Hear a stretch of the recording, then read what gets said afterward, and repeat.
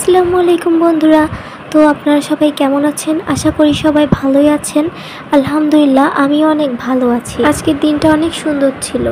আমরা সবাই আমাদের গাড়িতে করে আমাদের বাসায় যাচ্ছিলাম।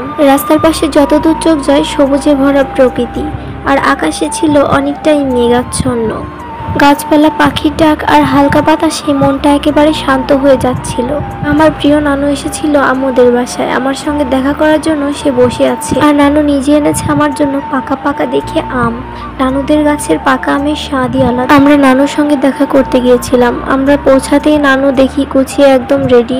তো নানু বাসায় চলে যাবে, এমনিতেই সন্ধ্যা হয়ে গেছে, তাই আর নানুকে আটকালাম না। তারপর নানু বাসার দিকে রওনা হলো, আর এদিকে আমি আর আমার হাজবেন্ড, আমার আম্মু আমাদেরকে সেমাই আর আম খেতে দিয়েছিল, তো সেগুলো আমরা খাচ্ছিলাম। আর অন্যদিকে আম্মু আমাদের জন্য আম, কাঁঠাল এগুলো গুছিয়ে দিচ্ছিল। তো এগুলো নিয়ে আমরা বাসায় আসব।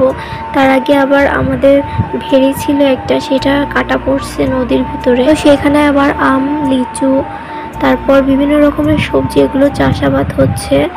তো সেখান থেকে আমাদের আবার কলা গাছও আছে, ওইখান থেকে কলা কেটে আনছিল, সেই কলা দিয়েছে আমাদেরকে। তারপর আবার আকাশটা অনেকটা মেঘাচ্ছন্ন হয়ে গিয়েছিল, তার জন্য আমরা তাড়াতাড়ি করে বাসার দিকে রওনা হচ্ছিলাম। তবে বাসা যাওয়ার আগে আমার ভাইটার কাছে যাব, ও একটু অসুস্থ, তো ওর কাছে একটু না গেলে হবে না। আব্বু আছে আমাদের সঙ্গে, আব্বুকে আনতে যাচ্ছে। এদিকে আবার আকাশের মেঘ সরে আবার রোদ বের হচ্ছে। যাই হোক, প্রাকৃতিক আবহাওয়া উপভোগ করতে করতে আমরা বাসার দিকে চলে যাচ্ছি। দেখুন আপনারা, প্রাকৃতিক দৃশ্যটা অনেক সুন্দর লাগছিল। আকাশে মেঘ ছিল, রোদ ছিল, আবার এই যে আমার বাচ্চাটা এদিকে দুষ্টু করছে তার নানুর কোলে। আর প্রাকৃতিক দৃশ্য কি শুধু নিজে উপভোগ করলে হয়, আপনাদেরও তো একটু দেখাতে হবে। তার জন্য আমি এগুলো একটু রেকর্ড করে নিচ্ছিলাম, যাতে পরে করে আপনাদের দেখাতে পারি। আর এই যে এটা হচ্ছে বাউলিয়া সরকারি প্রাথমিক বিদ্যালয়, এটা হচ্ছে যশোর দিকে যেতে। এই রাস্তাটা সবাই চিনে থাকবেন, এটা হচ্ছে মেইন রোড। এই রাস্তা দিয়ে যশোর থেকে ডিরেক্ট ঢাকায় যাওয়া যায় পদ্মা সেতুতে করে। তো আই থিঙ্ক সবাই চিনেই থাকবে। আর দেখুন না, বৃষ্টির পর আকাশটা যে এত ক্লিয়ার, এত সুন্দর দেখাবে আমি তো আগে বুঝতে পারি না। তো ভিডিওর ক্লিপে দেখা যাচ্ছে, এত সুন্দর লাগছে, বলে বোঝানোর মতো না।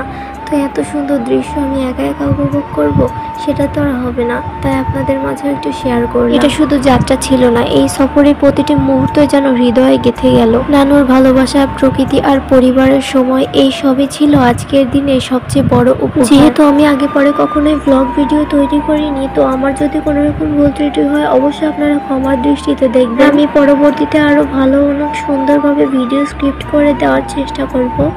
আর এটা হচ্ছে আমাদের বাসায় যাওয়ার রাস্তা। তো আমরা প্রায় চলে এসেছি। দেখুন আমার গ্রামটা কত সুন্দর। তো এই ভিডিওর ভেতর আমি আমার বাবার বাসা ভিডিও করতে পারি নাই। আপনারা যদি দেখতে চান নেক্সট টাইম অবশ্যই আমি আমার বাবার বাসা ভিডিও করে আপনাদের দেখাতে পারি। তো শেষ পর্যন্ত দেখার জন্য অসংখ্য ধন্যবাদ। আমার পাশে থাকবেন। আল্লাহ হাফিজ।